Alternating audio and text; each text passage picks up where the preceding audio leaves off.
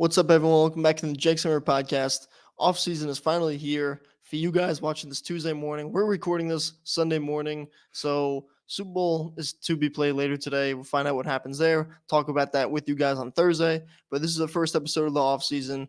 On Tuesdays, like we said last week, is going to be the Jenks and the Hammer scouting report. So the first one we got today is interior offensive lineman.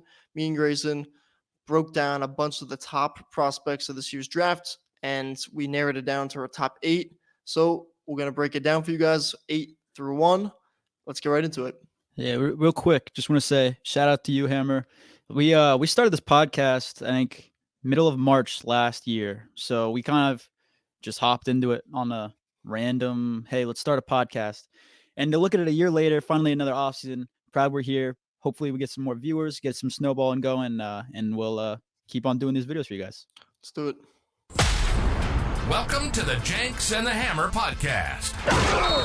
Bringing you the latest NFL news and insights from the perspectives of two die-hard fans. So sit back, relax, and get ready for some football talk with Jenks and the Hammer. And here we go!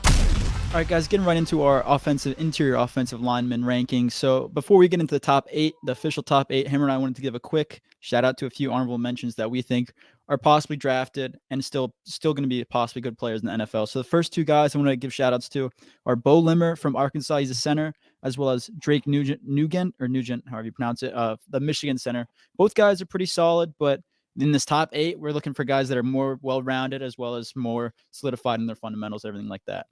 Yeah, my 2 guys, Christian Haynes from UConn, 5 years of experience, a lot of experience, plays guard. I didn't really like I think he shows a lot of good things. He's undersized at 6'2".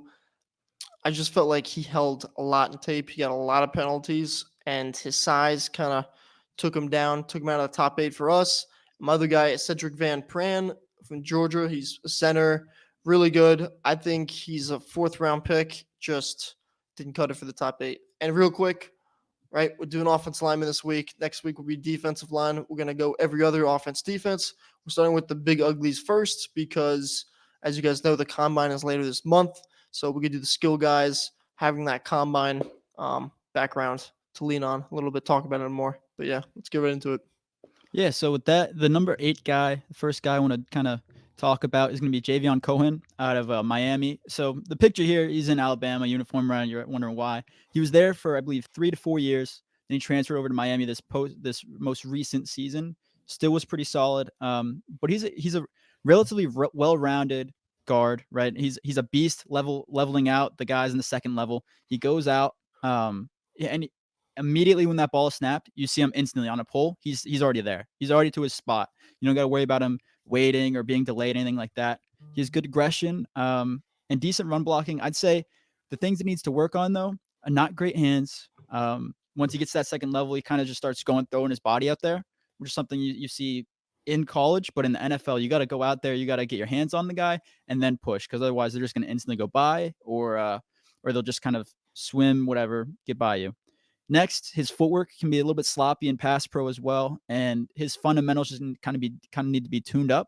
But with his size at 6'4", 319, I think an NFL coach sees this guy who played with Alabama and Miami, two pretty good.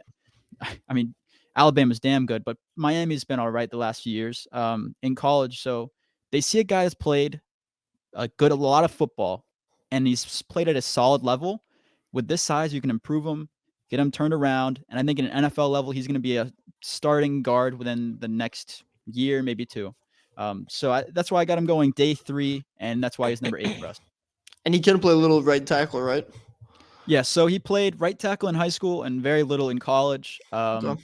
But so possibly some guys are saying, hey, you might be able to move him out to right tackle in the NFL, but I believe he's going to stick at that guard spot in the NFL. Yeah, so, and that's a big thing, too, as we get down the list. I think the guys that are more, our top guys are really versatile, and that really kind of shoots them up the board, because being a versatile player in this league is so valuable, especially that offensive line.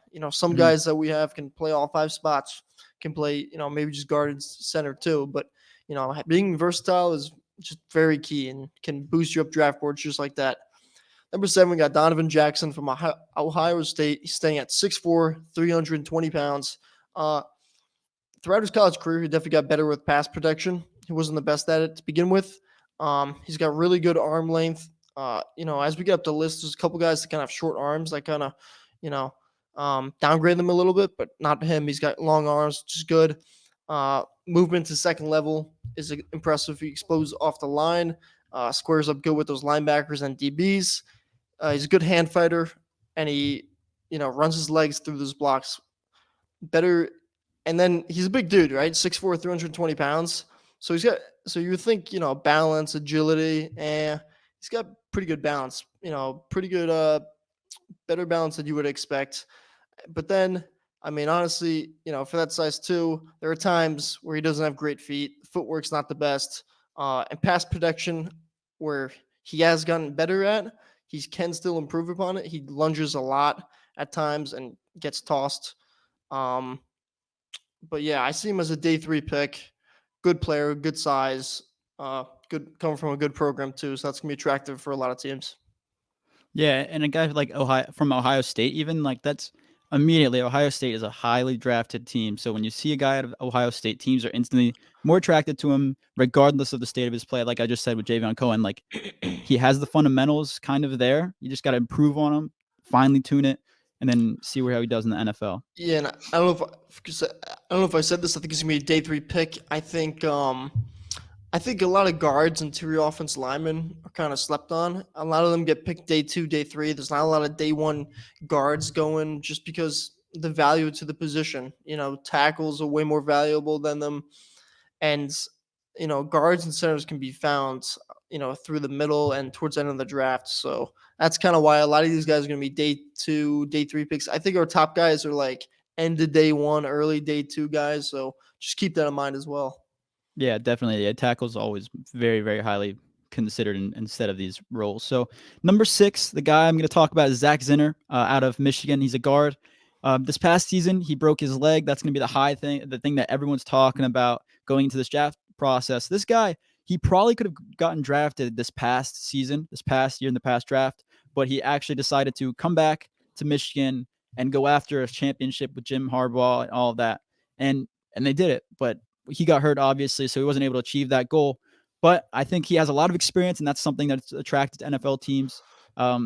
He has good awareness and power when he's in the line. He's blocking. He has above average hands, and he likes to be gritty when he's blocking. You see on his film, this is a guy that he loves football. You can tell right away when he's playing. He loves to just go hit a guy in front of him. He loves doing that. That's something you want in an NFL player. He's just aggression. That's all you need.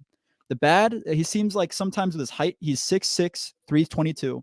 So he's very, very tall. Seems with his Stands height, up tall. He gets a little bit Yeah. top heavy, and he starts leaning a little bit, which is something that, in NFL, you gotta keep your frame. You gotta stay on your feet, and not on your feet, but stay middle balanced, stay level.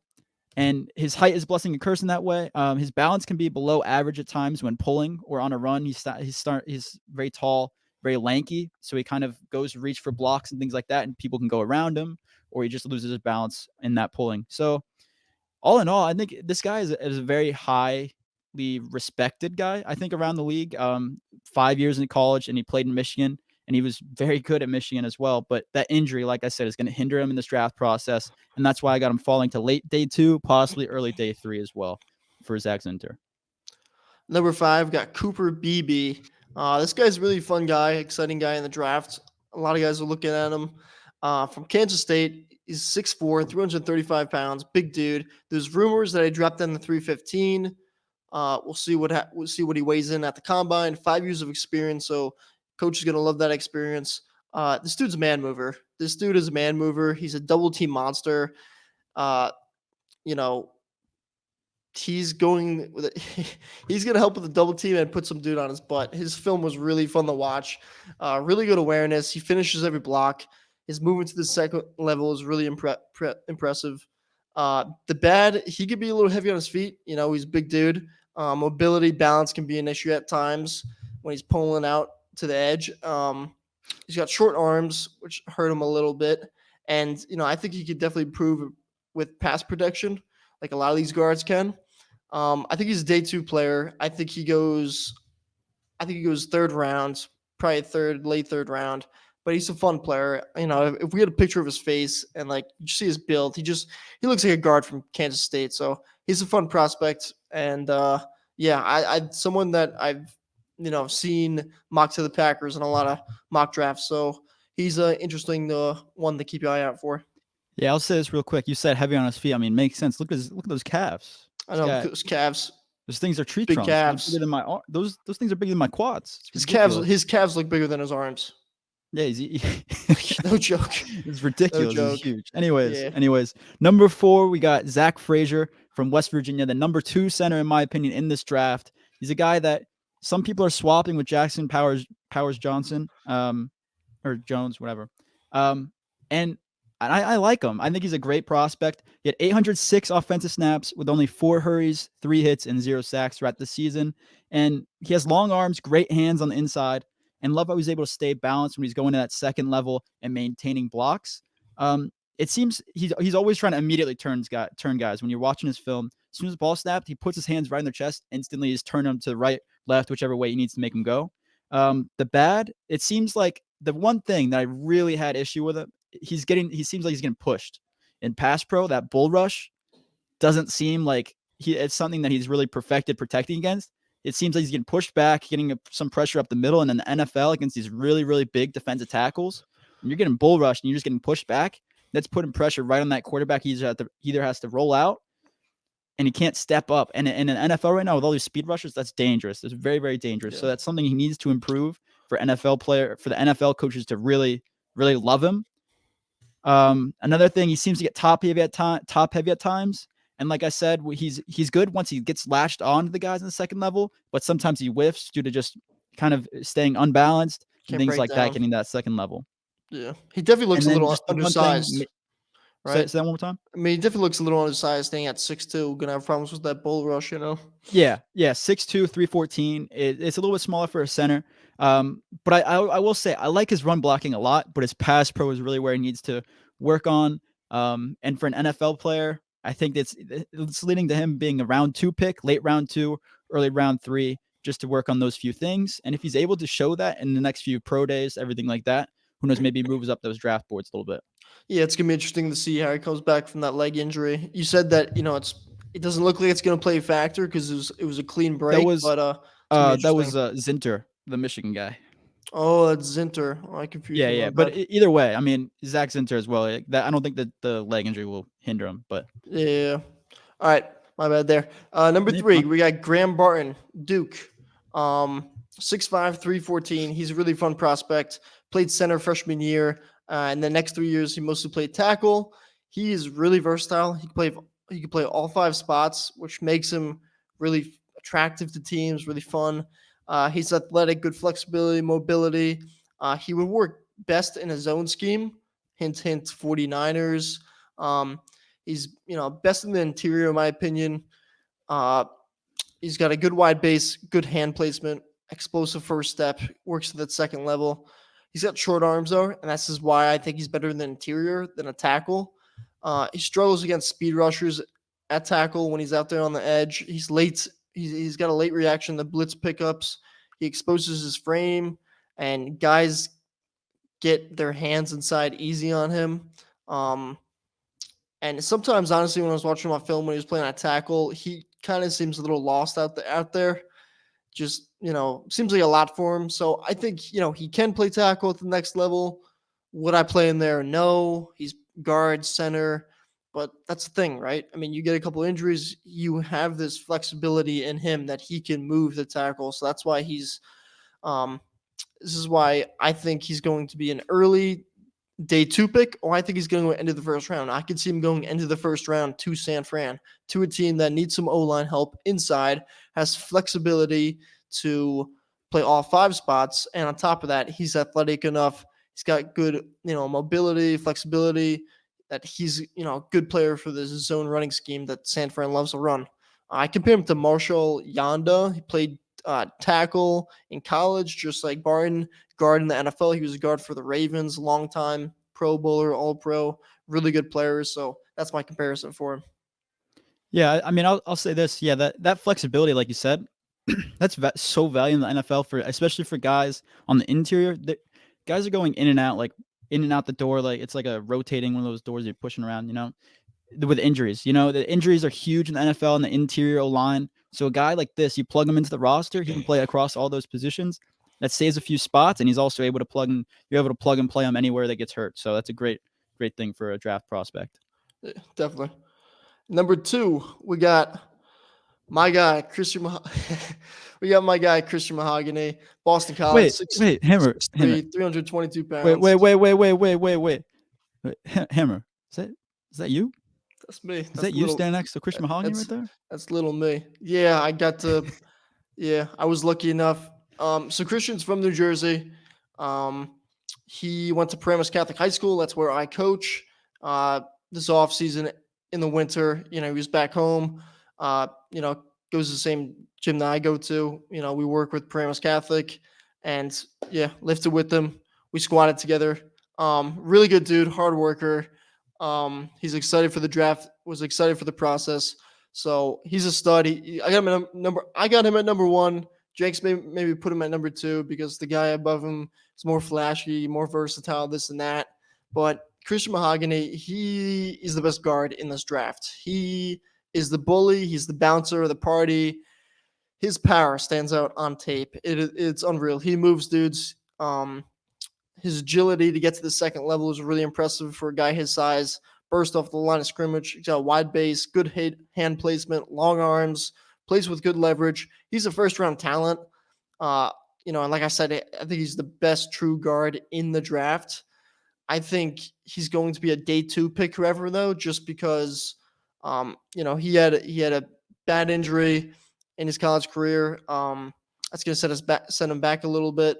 And just the value in guards, right? And, I don't think he's going to play tackle next level. So the versatility, hurts a little bit. He doesn't have that. So I think he's going to be early day 2 pick, best guard in the draft. Could work out on pass protection a little bit more. However, he did let up 0 sacks this past year. And he's an exciting player. And I wish him nothing but the best of luck. Who squatted more? Him. I don't like doing that. By how much? By how much? I don't know. I forget. I don't know. But, I don't know. All right. Anyways, the number 1 bona fide, number 1 interior O lineman in the draft, Jackson Powers Johnson. And this is a guy that's 6'3", 334. His weight changed on a few different places you look. But if he weighs in at 334, something close to that in the draft process, at the combine and anything like that, it would be the highest prospect at center ever recorded in the drafts process. So it'd be amazing. And the thing is, he's still very, very quick off the blocks or quick off the line. He has great hands. He doesn't panic if his initial block fails, especially in pass pro. You see if his hands miss or if the guy does a swim move, something like that, gets by him, he instantly reattacks, gets his hands back on the inside and gets the block on. And I think that's something a lot of NFL teams see as a plus. I mean, who wouldn't? And anyways, he had 1 pressure allowed in 2023. Kills when he has momentum in the second the second wave of linebackers, anything like that. Very good awareness in pass pro. If the guy's on a stunt, anything like that comes around, twists, anything like that, he'll notice it right away, pick him up. And he's only 21 years old. So he has a lot of room to grow. He's young. I mean, that's Hammer's age and my age in a week. So he's a young guy. And then bad, sometimes he finds himself getting too flashy when he's going to block in space, like on screens, things like that, pulling. He goes for that big flashy pancake, sometimes lunges, uses his shoulders, things like that.